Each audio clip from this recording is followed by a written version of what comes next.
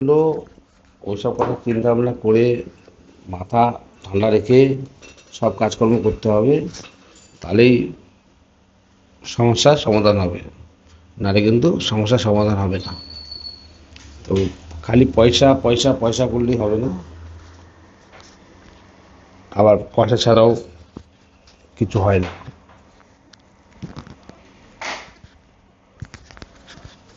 মাইকটা ভালো করে লাগিয়ে নিই, তারপরে বলছি। এই একটা কথা আছে না, বাপ না বড়া ভাইয়া সবসে বড়া রুপাইয়া। তো এই জিনিসগুলো মাথায় তো রাখতেই হবে, না তো হবে না। এই জিনিসগুলো মাথায় রাখতে হবে, তাহলে বিষয়গুলো খুব ভালো মতন বোঝা যাবে, বিষয়টা কি দাঁড়াচ্ছে না দাঁড়াচ্ছে। তো আমরা তো না বুঝেই এসব করতে যাই। কেন কেন করতে যাব, বিষয়টা তো বুঝতে হবে। বিষয়টা না বুঝেই আগেই সব কিছু করতে গেলাম, তাহলে তো করবার সবার, সত্যি কথা বলতে সবার মনে পড়ে একটাই জিনিস, সেটা হচ্ছে আরও উপরে যাবে, আর যখন নিচে আসে আরও নিচে আসবে। মানে যখন উপরে যাচ্ছে আরও উপরে যাবে, আর যখন নিচে আসছে আরও নিচে আসবে। এই মানসিকতাটাই চেঞ্জ করতে হবে। এই মানসিকতা যদি চেঞ্জ করতে পারেন তাহলে সব কিছু, আর যদি না চেঞ্জ করতে পারেন তাহলে কোনো কিছুই না। সেই বিষয়টা বোঝানোর জন্যই আমি, আমার মেন কাজ হচ্ছে এটা। সারাদিন বসে থাকি আমি, খালি আমারটা না, আরও অনেক ব্লগারের ব্লগ দেখি দেখি বড় বড় সব বলেছে এখান থেকে 27,000 যাবে, 28,000 যাবে, 29,000 যাবে বলেছে বড় বড়। হয়তো আপনারা দেখেন, আপনারা বলতে পারবেন। আমিও দেখি, তাই বলতে পারছি। নাম বলা দরকার নেই।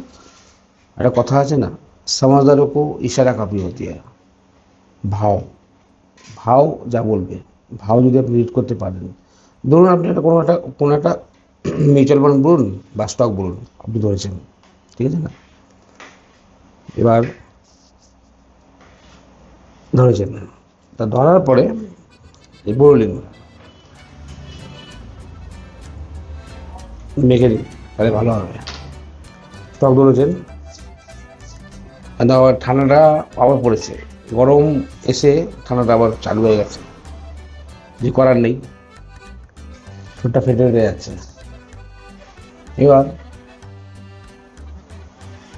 আপনি যখন কোনো স্টক ধরছেন বা কোনো ইন্ডেক্স ধরছেন বা কোনো মিউচুয়াল ফান্ড ধরছেন, কিছু তো দেখছেন, কিছু তো আপনাকে দেখতে হচ্ছে।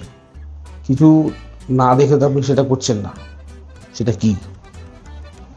মানে দৌড়াচ্ছে আমি দিলাম, পড়ছে আমি বেঁচে দিলাম। এর পড়াটা সঠিক না ওঠাটা সঠিক বুঝতে হবে। এগুলো যদি না বুঝে কাজ করেন তাহলে বন্ধুরা তো সমস্যা হবেই। দৌড়াদৌড়ি পারাপারি কোনো কিছু নেই, প্রত্যেকটা জায়গার স্থিরতা আছে। এরকম একটা কথা আছে না, যে ধরুন আজকে একটা নৌকো, নৌকো করে আপনি ধরুন আপনাদের এলাকায় যদি না হয়, আপনি অন্য কোনো এলাকায় নৌকা চেপেছেন, লঞ্চে চেপেছেন, জাহাজে চেপেছেন, টিকিট তো কাটতে হয় নাকি? এটা গন্তব্যস্থল বলে তো থাকে, যে এই জায়গাটায় আসলো, এই জায়গা থেকে এই জায়গায় গেল, এই তো এই জায়গায় আসলো ওই জায়গায় গেল, এই তো খেলা, এই তো ব্যাপার। মানে খেলা মানে কি, জীবনটাও জীবনের মতো সব কিছু। ধরুন আপনি একটা জায়গায় টিকিট কাটলেন, ওর বেশি তো আপনি যেতে পারছেন ওই টিকিটে, ওর মধ্যে আপনাকে থাকতে হবে। সুতরাং আপনি তো জানতেই পারছেন যে বিষয়টা কি।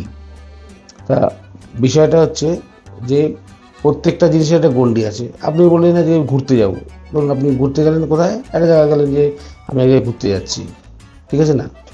এবার বিষয়টা এটাই, আপনাকে বুঝতে হবে যে প্রত্যেকটা জায়গার ডেস্টিনেশন থাকে তো, যে কেউ গন্তব্যস্থল প্রত্যেকটা জায়গায় থাকে বন্ধুরা।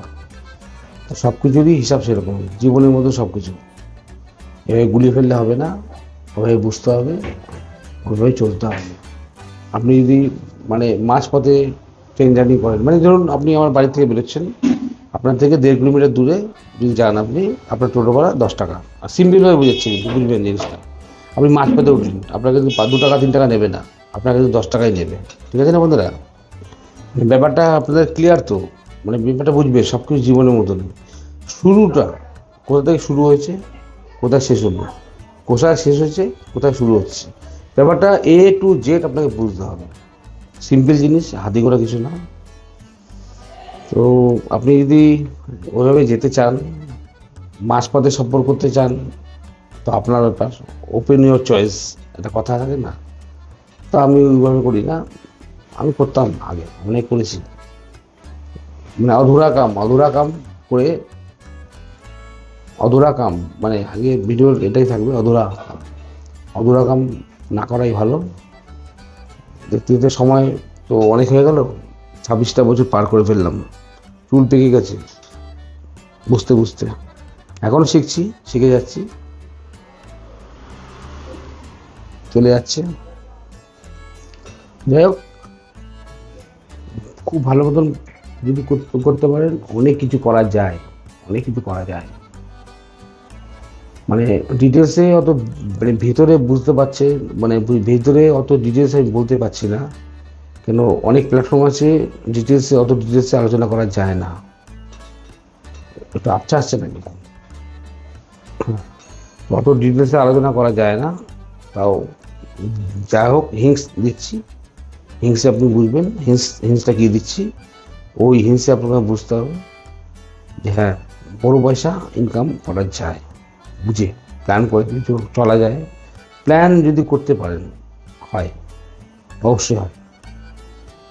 মানুষ যদি তার ধৈর্য রাখতে পারে, সহ্য করতে পারে, জায়গা মতন, মানে আপনি মনে করুন, আপনি বলেন আপনার বাড়ি থেকে আপনার আপনি ট্রেনে করে যাবেন, হবে না। আপনাকে বাসে বা ট্রেনে, মানে বাসে আপনার ট্রেন পথ যেতে হয়। যাদের বাড়ি 2 কিলোমিটার দূরে, তারা কী করে যাবে? যাদের বাড়ি 2 কিলোমিটার দূরে, তারা কী করে যাবে বলুন? যেতে পারবে? তাকে টোটোতে অথবা বাসে করে স্টেশনে যেতে হবে। যেন আমরা যাই, আমরা কী করি, এখান থেকে আমাদের অটো চলে, টোটো চলে, উঠে আমার 1.5 কিলোমিটার দূর, 10 টাকা ভাড়া নেয়। ট্রেন 7টায় উঠলাম, আপনি ভাববেন যে না, এবারের মতন প্রত্যেকবার 5 মিনিট লেট হয়, আজকে লেট হলো, এবারও লেট হবে। এমন তো নাও হতে পারে, 5 মিনিট আগে বেরোন, 5 মিনিট আগে পৌঁছান, তাহলে সমস্যা সমাধান হয়ে যায়। যেতেই যখন হবে, ট্রেন যখন বাধা, নিয়ম শৃঙ্খলার মধ্যেই সব কিছু আছে, তাহলে কেন আমরা হুটোহুটি পারাপারি করতে যাই? তখন কি একটা কথা বলে, তাও খারাপ, মানে নাচার না জানে তো আঙান টেরা, তাই তো? এই কথা বললে তো হবে না বন্ধুরা, এই কথা বললে হবে না। সব সিস্টেমেই চলে, সিস্টেমের মধ্যে। আর সবথেকে বড় কথা, গভর্নমেন্টের এমপ্লয়ি যারা আছে, শুনেছিলাম, হয়তো আমি ভুল হতে পারি, বা আপনি কমেন্ট করে জানাতে পারেন, বেশ কিছু টাকা, মানে সে 14-15% কি 20% টাকা শেয়ার বাজারে খাটে। নিশ্চয়ই কিছু সরকার দেখেছে, ভালো মন্দ দিক আছে বলেই তারা টাকাটা রাখছে, তাই না বন্ধুরা? যাই হোক, কী বুঝলেন না বুঝলেন কমেন্ট করে জানাবেন। তো আমার তো একটা নাম্বার আছে, আপনাদের বলেছি, হোয়াটসঅ্যাপে ইয়ে করবেন, মেসেজ করবেন, বুঝতে পারবো, আমি অ্যান্সার দেবো, অথবা এই ভিডিওর নিচে কমেন্ট করবেন। আমার মোবাইল নাম্বার হচ্ছে 9231839075। যা করবেন বুঝে শুনে করবেন, কেননা আমি সেভি স্টার ফাইন্যান্সিয়াল অ্যাডভাইজার নই। আমার কথা অনুযায়ী কেউ কোনো রেট নেবেন না, আমি কেবলমাত্র আপনাদের এডুকেশন পারপাস বোঝাচ্ছি। সময় খুব কম, বেশি সময় হাতে নেই, মানে বেশি তাড়াতাড়ি বড় হতে গিয়ে আবার কমে না যায়, এই বিষয়টা বুঝতে হবে।